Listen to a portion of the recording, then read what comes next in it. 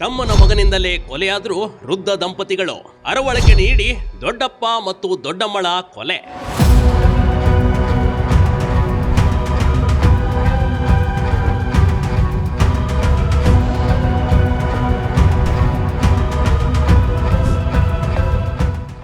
ಈ ಪ್ರಪಂಚದಲ್ಲಿ ಯಾರನ್ನ ನಂಬೋದು ಯಾರನ್ನ ಬಿಡೋದು ನೋಡಿ. ಇಲ್ಲಿ ಸ್ವತಃ ತಮ್ಮನ ಮಗನೇ ಮನೆಯಲ್ಲಿ ಕಾಳಜಿ ಮಾಡಿದ ಹಾಗೆ ಮಾಡಿ ದೊಡ್ಡಪ್ಪ ಮತ್ತು ದೊಡ್ಡಮ್ಮಳನ್ನ ಕೊಂದು ಹಾಕಿರುವ ಘಟನೆ ಶಿವಮೊಗ್ಗದ ಭದ್ರಾವತಿಯ ಭೂತನಗುಡಿಯಲ್ಲಿ ನಡೆದಿದೆ ಕಣ್ರಿ.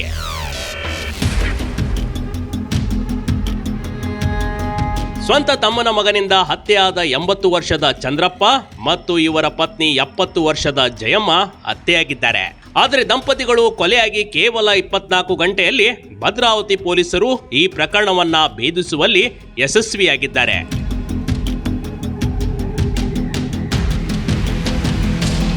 ನಿಜಕ್ಕೂ ಈ ರೀತಿ ಘಟನೆ ಯಾರೊಂದಿಗೂ ನಡೆಯಬಾರದು ಕಣ್ರಿ. ಈ ಇಬ್ಬರು ದಂಪತಿಗಳಿಗೆ ಮಕ್ಕಳು ಬೇರೆ ಊರಲ್ಲಿದ್ರು. ವಯಸ್ಸಾದ ಇಬ್ಬರಿಗೂ BP ಶುಗರ್ ಇತ್ತು ಕಣ್ರಿ. ಹೀಗಾಗಿ ನಿತ್ಯವೂ ಮನೆಗೆ ವೈದ್ಯರೇ ಬಂದು ಚಿಕಿತ್ಸೆ ಮಾಡಿಕೊಂಡು ಹೋಗ್ತಿದ್ರು. ಆದರೆ ಕೊಲೆಯ ದಿನವೂ ಹಿಂದಿನ ರಾತ್ರಿ ವೈದ್ಯರು ಬಂದು ಚಿಕಿತ್ಸೆ ನೀಡಿ ಹೋಗಿದ್ರು. ಆದರೆ ಬೆಳಗಿನ ಜಾವ ಅಕ್ಕಪಕ್ಕದ ಜನರು ಎಷ್ಟೇ ಕೂಗಿದ್ರು ದಂಪತಿಗಳು ಆಚೆ ಬಂದಿರಲಿಲ್ಲ. ಇದರಿಂದ ಅನುಮಾನಗೊಂಡ ಅಕ್ಕಪಕ್ಕದ ಜನರು ಬಾಗಿಲು ತೆರೆದು ನೋಡಿದಾಗ ಇಬ್ಬರು ಒಂದೊಂದು ರೂಮ್ನಲ್ಲಿ ಶವವಾಗಿ ಮಲಗಿದ್ರು. ವೈದ್ಯರನ್ನ ಕರೆಯಿಸಿ ಪರೀಕ್ಷೆ ಮಾಡಿದಾಗ ಇಬ್ಬರು ಸಾವನ್ನಪ್ಪಿರುವ ಮಾಹಿತಿ ತಿಳಿದು ಬಂದಿದೆ. ತಕ್ಷಣಕ್ಕೆ ಪೊಲೀಸರಿಗೆ ಕರೆ ಮಾಡಿ ಮಾಹಿತಿ ನೀಡಲಾಗಿತ್ತು.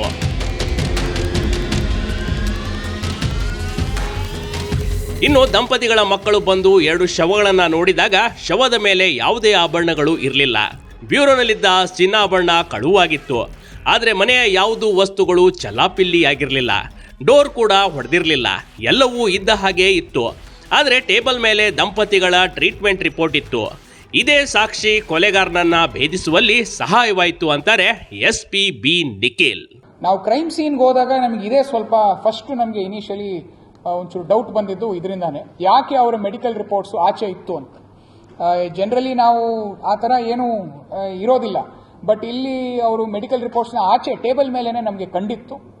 ಸೊ ಆಮೇಲೆ ನಮ್ಮ ಆರೋಪಿಯನ್ನು ನಾವು ಹಿಡ್ಕೊಂಡ್ಮೇಲೆ ನಮಗೆ ಗೊತ್ತಾಯಿತು. ಇವನು ಕೇಳಿ ನಿಮಗೆ ಮಂಡಿ ನೋವು ಇರೋದ್ರಿಂದ ನಿಮಗೆ ವೆರಿಕೋಸ್ದು ಒಂದು ತೊಂದರೆ ಆಗಿರ್ಬೋದು, ನಿಮಗೆ ನಾನು ಒಂದು ಇಂಜೆಕ್ಷನನ್ನು ಕೊಡ್ತೀನಿ, ನಿಮ್ಮ ಮಂಡಿ ನೋವು ಸರಿ ಹೋಗುತ್ತೆ, ನೀವು ಅದಕ್ಕೆ ಡಾಪ್ಲರ್ ಟೆಸ್ಟ್ ಎಲ್ಲ ಮಾಡಿಸ್ಬೇಕಾಗತ್ತೆ ಅಂತ ಅವನೊಂದು ಸ್ವಲ್ಪ ಈ ಮೆಡಿಕಲ್ ಜಾರ್ಗನ್ ಟರ್ಮ್ಸನ್ನು ಯೂಸ್ ಮಾಡಿ ಅವರ ದೊಡ್ಡಪ್ಪಂಗೆ ನಾನು ಇಬ್ಬರಿಗೂ ದೊಡ್ಡಪ್ಪ ಮತ್ತು ದೊಡ್ಡಮ್ಮ ಇಬ್ಬರಿಗೂ ನಾನು ಒಂದು ಇಂಜೆಕ್ಷನ್ ಕೊಡ್ತೀನಿ, ನಿಮಗೆಲ್ಲ ಸರಿ ಹೋಗುತ್ತೆ ಅಂತ ಅವ್ರಿಗೆ ನಂಬಿಸಿ ಪೊಲೀಸರಿಗೆ ಸುಳಿವು ನೀಡಿತ್ತು ರಿಪೋರ್ಟ್. ಪ್ರಾಥಮಿಕ ವರದಿಯಲ್ಲಿ ತಿಳಿದು ಬಂತು ಕೊಲೆಯ ಮಹಾರಹಸ್ಯ. ಮೊದಲಿಗೆ ದಂಪತಿಗಳ ಸಂಬಂಧಿಕರು ಈ ಕೊಲೆಯನ್ನ ವೈದ್ಯರೇ ಮಾಡಿರ್ಬೇಕೆಂದು ಅನುಮಾನ ವ್ಯಕ್ತಪಡಿಸಿದ್ರು. ಯಾಕಂದ್ರೆ ಹಿಂದಿನ ರಾತ್ರಿ ಇಂಜೆಕ್ಷನ್ ನೀಡಿದಾದ್ಮೇಲೆ ಈ ದಂಪತಿಗಳು ಸಾವನ್ನಪ್ಪಿದ್ದಾರೆಂದು ಆರೋಪ ಮಾಡಲಾಗಿತ್ತು. ಆದ್ರೆ ಅಸಲಿಗೆ ಇವರ ಸಾವು ವೈದ್ಯರ ಇಂಜೆಕ್ಷನ್ ನಿಂದ ಆಗಿರ್ಲಿಲ್ಲ ಕಣ್ರಿ. ಕೊಲೆಯ ರಹಸ್ಯವನ್ನ ಭೇದಿಸುತ್ತಾ ಹೋದಾಗ ಪೊಲೀಸರಿಗೆ ಮೊದಲಿಗೆ ಸಿಕ್ಕಿದ್ದೆ ಮೆಡಿಕಲ್ ರಿಪೋರ್ಟ್. ಹಾಗೂ ಪ್ರಾಥಮಿಕ ವರದಿಯಲ್ಲಿ ದಂಪತಿಗಳು ಊಟ ಕೂಡ ಮಾಡಿರಲಿಲ್ಲ. ಅಡುಗೆ ಮಾಡಿದ್ದು ಹಾಗೇ ಇತ್ತು. ಆದರೆ ಇವರ ಬಾಡಿಯಲ್ಲಿ 50 mgಯ ಅರವಳಿಕೆ ಮದ್ದು ನೀಡಲಾಗಿತ್ತು ಎಂದು ತಿಳಿದು ಬಂದಿತ್ತು. ಜನರಲಿ ಅದನ್ನ 1 mg 2 mg ಆಗಿ ಕೊಡ್ತಾರೆ ಫಾರ್ ಅನೆಸ್ಥಿಷಿಯಾ ಡಾಕ್ಟರ್ಗಳು. ಬಟ್ ಇವನು ಸೀದಾ 50 mgನ ಇಬ್ಬರಿಗೂ ತಲಾ 50 mgನ ಅವನು ಇಂಜೆಕ್ಟ್ ಮಾಡಿದ್ದಾನೆ. ಈ ಇಂಜೆಕ್ಟ್ ಮಾಡಾದ್ಮೇಲೆ ವಿತಿನ್ ಅರೌಂಡ್ 5 minutes ಅವ್ರಿಗೆ ದೇ ಲೂಸ್ ದೇರ್ ಕಾನ್ಷಿಯಸ್ನೆಸ್. ಅವರು BP ಸಡನ್ ಆಗಿ ಡ್ರಾಪ್ ಆಗಿಬಿಡುತ್ತೆ.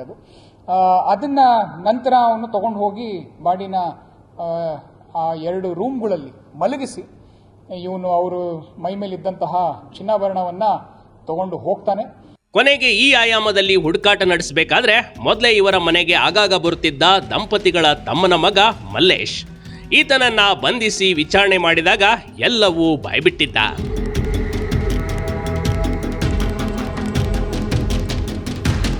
ವೃದ್ಧ ದಂಪತಿಗಳನ್ನ ಕೊಲೆ ಮಾಡಿದ ಮಲ್ಲೇಶ್ ಶಿವಮೊಗ್ಗದಲ್ಲಿ BAMS ವೈದ್ಯನಾಗಿ 2 ಪ್ರತಿಷ್ಠಿತ ಆಸ್ಪತ್ರೆಯಲ್ಲಿ ಕೆಲಸ ಮಾಡಿಕೊಂಡಿದ್ದ. ಡಾಕ್ಟರ್ ಮಲ್ಲೇಶ್ 15 ಲಕ್ಷ ರೂಪಾಯಿ ಸಾಲ ಮಾಡಿಕೊಂಡಿದ್ದ. ಈ ಹಿಂದೆ ತಮ್ಮ ದೊಡ್ಡಪ್ಪನಿಗೆ ಹಣ ಕೊಡುವಂತೆ ಚಂದ್ರಪ್ಪನ ಬಳಿ ಕೇಳಿಕೊಂಡಿದ್ದಂತೆ. ಆದರೆ ಅವರು ಹಣ ಕೊಡಲು ನಿರಾಕರಿಸಿದ್ರು. ಅಲ್ಲದೆ ಇವನಿಗೆ ಅವರ ಬಳಿ ಚಿನ್ನಾಭರಣ ಮತ್ತು ಹಣ ಇರುವ ಮಾಹಿತಿ ಮೊದಲೇ ಗೊತ್ತಿತ್ತು. ಹೀಗಾಗಿ ಅವರ ಮನೆಗೆ ಆರೋಗ್ಯ ವಿಚಾರಣೆಗೆಂದು ಬಂದು ಇಂಥ ಹೀನಾಯ ಕೃತ್ಯ ಎಸಗಿದ್ದ ಕಣ್ರಿ.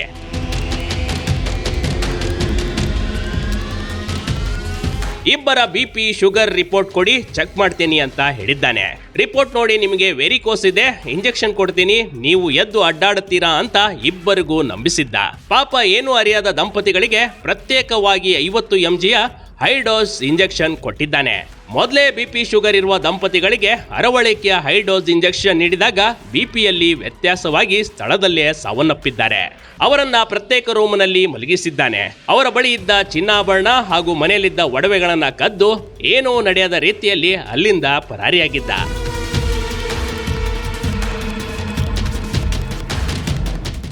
$50 ಗ್ರಾಂ ಚಿನ್ನ ಕದ್ದು ಎಲ್ಲರ ಸಾಲ ತೀರಿಸಿದ್ದ ಭೂಪ.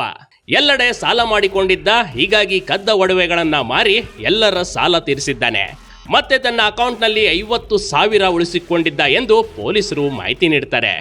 ಈ ಚಿನ್ನಾಭರಣಗಳನ್ನೆಲ್ಲ ಅವನು ತಗೊಂಡು ಹೋಗಿ ಒಂದು ಅಡವಿ ಇರೋ ಜಾಗದಲ್ಲಿ ಅವನು ಗಿರ್ವಿ ಇಟ್ಟು, ನಂತರ ಅದರಲ್ಲಿ ಬರೋ ದುಡ್ಡನ್ನು ಯಾರ್ಯಾರ ಹತ್ರ ಸಾಲಗಳು ಮಾಡಿರ್ತಾನೋ ಆ ಸಾಲಗಳನ್ನು ಅವನು ಸ್ವಲ್ಪ ತೀರಿಸ್ಕೊಳೋ ನೆನ್ನೆನೆ ಟೋಟಲ್ ಡೀಟೇಲ್ಸ್ ನಮಗೆ ಇನ್ನೂ ಅದನ್ನು ವೆರಿಫೈ ಮಾಡಬೇಕಾಗಿದೆ. ಬಟ್ ಒಂದು ಅರೌಂಡ್ 80 ಗ್ರಾಮ್ಸ್ ಅಂತ ಅನ್ಕೋಬೋದು ನೀವು. 60 to 80 ಗ್ರಾಮ್ಸ್ ಆಫ್ ಗೋಲ್ಡ್ ಅಷ್ಟನ್ನು ನಾವು ತಗೋಬೋದು. ಅದನ್ನು ಇನ್ನೂ ನಾವು ಡೀಟೇಲ್ಸಿನ ಕಂಪ್ಲೇಂಟ್ ಕಡೆಯಿಂದ ತೊಗೊತಾ ಇದ್ದೀವಿ.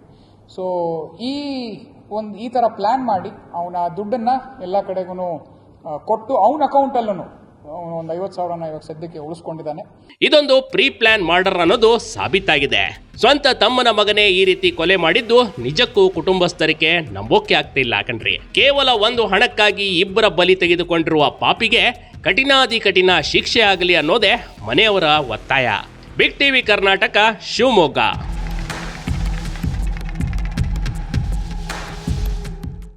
ಬಿಗ್ ಟಿವಿ ಕರ್ನಾಟಕ ಯೂಟ್ಯೂಬ್ ಚಾನೆಲ್ಗೆ ಈಗಲೇ ಸಬ್ಸ್ಕ್ರೈಬ್ ಮಾಡಿ.